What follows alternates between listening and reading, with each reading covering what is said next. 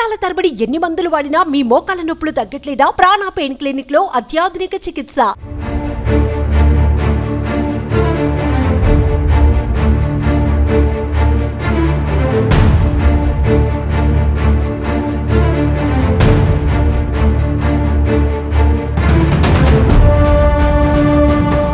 నమస్తే, నేను విజయ్. ఖమ్మం నగరంలో ఎప్పుడు దాదాపుగా 70-80 సంవత్సరాల్లో ఎవరు కూడా చూడని విధంగా వరద ముంచెత్తింది. ముఖ్యంగా మున్నేరు వాగు పరివాహక ప్రాంతాలు, అలాగే వాగుకు సంబంధించినటువంటి ఎడమ వైపు ఉన్నటువంటి కాలనీలు మొత్తం పూర్తిగా నీట మునిగాయి. ప్రస్తుతం నేను ఖమ్మం నగరంలో ఉన్న మున్నేరు వాగు దగ్గర ఉన్నాను. ఇదే మున్నేరు వాగు ఇప్పుడు నేను నిల్చుకున్న ప్రాంతానికి ఒక సైడు బ్యాక్ సైడ్ చూస్తే ఆ బ్రిడ్జి మీద నీళ్లు పారినటువంటి పరిస్థితి. అంటే దాదాపుగా చుట్టుపక్కల ఉన్నటువంటి కాలనీలన్నీ కూడా దాదాపుగా ఒక 5,000 ఇళ్ల వరకు పూర్తిగా నీట మునిగాయి. మరొక 2 నుంచి 3,000 ఇళ్ళు పాక్షికంగా నీట మునిగినటువంటి పరిస్థితి. ఒక్కసారికి ఫ్లడ్ ఎలా వచ్చింది అనే దానికి ఒక చిన్న ఎగ్జాంపుల్ మీకు చూపించే ప్రయత్నం చేస్తాను. ఇక్కడ చూడొచ్చు, అంటే స్తంభాలు సైతం నేలకు ఒరిగిపోయేంత ఫ్లడ్ వచ్చిందనేది, అంటే ఎంత ఫోర్స్లో వచ్చిందో కూడా మనం అర్థం చేసుకోవచ్చు. ఎస్, ఇక్కడ మొత్తం చూడొచ్చు. అంటే ఈ స్తంభాలంతా కూడా ఈ ప్రాంతానికి విద్యుత్ సరఫరా ఇచ్చేటువంటి విద్యుత్ పోల్స్ ఇవన్నీ కూడా కరెంట్ పోల్స్ ఇవన్నీ కూడా తీగలతో సహా పూర్తిగా నేలమట్టమైనటువంటి పరిస్థితి. నేను నిల్చుకున్న ప్రాంతం నుంచి దాదాపుగా ఇక్కడి నుంచి ఒక 100 మీటర్ల వరకు కూడా వరద నీరు వచ్చింది. బ్రిడ్జ్ పైన నుంచి పారినటువంటి పరిస్థితి. ఇక్కడ అందరూ కూడా చూడొచ్చు, వారు రోజువారీ కార్యక్రమాలకు, అంటే వర్షపు నీటిలో ఆ వరద నీటిలో ఇళ్లలో ఉన్నటువంటి వస్తువులన్నీ తడిచిపోవడం, బట్టలు తడిచిపోవడంతో చివరాఖరికి ఏ వస్తువు కూడా పనికి రాకపోవడంతో కేవలం బట్టలైనా సరే ఉతుక్కొని వాటిని శుభ్రం చేసుకొని వాడుకునేటువంటి పరిస్థితి ఉంటుంది. ఇక్కడ కొంతమంది స్థానికులు ఉన్నారు, వారితో మాట్లాడదాం. అసలు ఈ వరద బీభత్సం ఎలా స్టార్ట్ అయింది, ఎలా జరిగింది, ఎన్ని రోజుల పాటు ఈ మొత్తం ఈ భయానక సిచ్యువేషన్ ఉందనేది కనుక్కునే ప్రయత్నం చేద్దాం. నమస్తే సార్, మీరు ఇక్కడ లోకల్? మీ లోకల్ అండి, police department. Right sir. Sir ఏంటి సార్ అసలు ఈ వరద ఎలా స్టార్ట్ అయింది, ఎన్ని రోజుల నుంచి వరద వచ్చింది, అసలు డీటెయిల్గా చెప్పగలరా? మొన్న morning Friday early morning start అయిందండి. అది కొద్దిగా కాకుండా ఇంత స్పీడ్ ఎప్పుడు రాదు. 6:30కి ఆల్రెడీ పబ్లిక్ మనం అవేర్నెస్ చేస్తూనే ఉన్నాం. వాళ్ళు ఒకటేసారి పైనుంచి వచ్చే వరదలు కొద్దిగా ఫ్లడ్ వచ్చేసి దాదాపు ఎట్లా అయిందండి. ఏ కాలనీలు మొత్తం నీటి మునిగాయి? సుమారు ఎన్ని వేల ఇళ్ళు నీటి మునుగుంటాయి?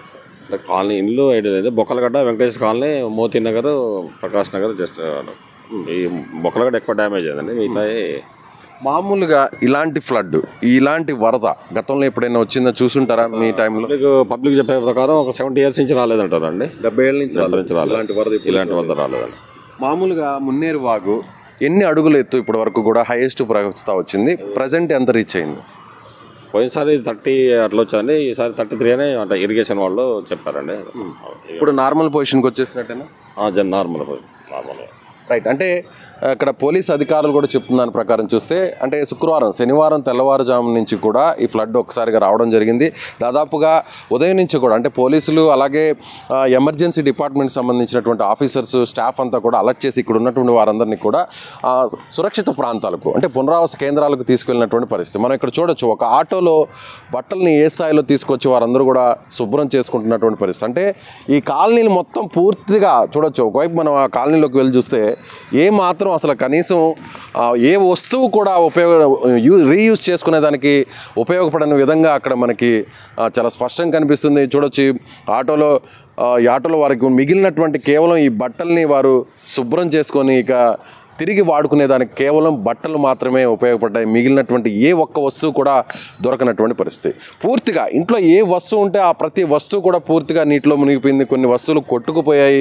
ఎక్కడ కూడా అంతే. అటువైపు మనం చూసినట్లయితే చెట్ల కొమ్మల మీద వస్తువులు, బట్టలు ఇవన్నీ కూడా ఏ విధంగా ఇరుక్కుపోయాయి అనేది కూడా మనం ఒకసారి చూసేటువంటి పరిస్థితి ఇక్కడ చాలా స్పష్టంగా కనిపిస్తుంది. ఎక్కడ కూడా ఇక్కడ ఒకసారి చూస్తే ఇల్లు చూడండి, మొత్తం ఇక్కడ ఉన్నటువంటి రేకులన్నీ కూడా పూర్తిగా నేలమట్టమయ్యాయి. కనీసం ఇక్కడ ఎవరు కూడా ఉపయోగపడని విధంగా, అంటే మొత్తం ఏ వస్తువు సిమెంట్తో ఉన్నటువంటి ప్రతి వస్తువు కూడా పూర్తిగా విరిగిపోయి చూడొచ్చు. ఇంటికి సంబంధించిన వాళ్ళందరూ కూడా ఖాళీ చేసి ఇంకా కూడా ఇంటి లోపలికి రాలేనటువంటి పరిస్థితి. అంటే మళ్ళీ ఎలాంటి పరిస్థితి వస్తుందో, ఎలాంటి ఉపద్రవం ముంచుకొస్తుందో అనేటువంటి భయాందోళనలో ఇంకా ఇక్కడ ఉన్నటువంటి స్థానికులు ఉన్నారని చెప్పాలి.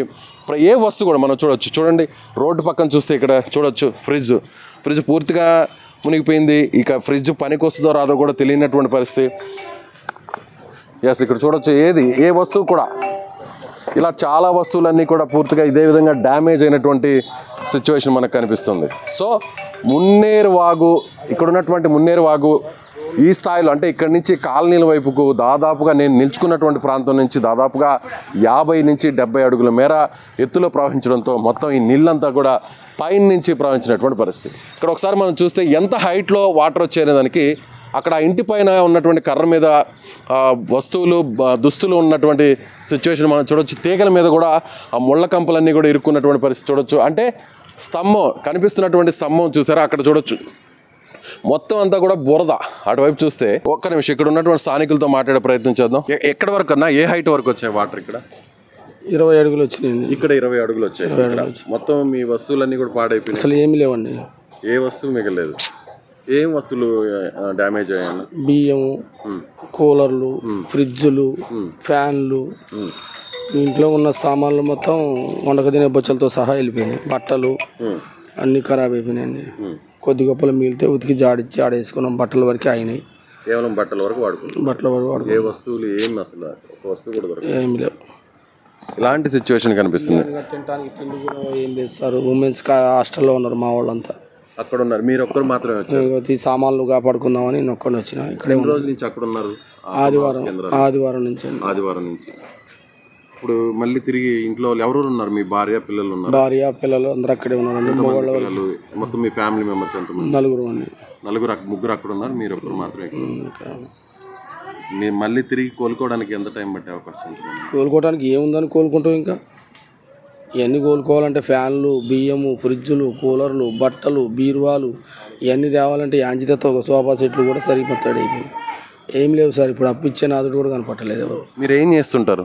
మట్టి గురువులు అమ్ముకుంటాం సార్. గల్లా గురువులు తయారు చేసి మట్టితోటి యాసిడ్, ఫినాయిల్ అటువంటి ఊళ్ళో తిరిగి బొచ్చల మీద అమ్ముకొచ్చుకుంటారు ఆడవాళ్ళు. మేము రిక్షా బండ్లు వేసుకొని పోయి అమ్ముకొచ్చుకుంటాం. అసలు ఏ నాదుడు కూడా ఇటు పక్క వచ్చిన వాళ్ళే లేరు ఇంతవరకు. ఎవరు లేరు అసలు. చూడండి ఒకసారి ఇంట్లో చూస్తారా, 5 క్వింటాల బియ్యం తీసుకొచ్చి అడబెట్టినాము.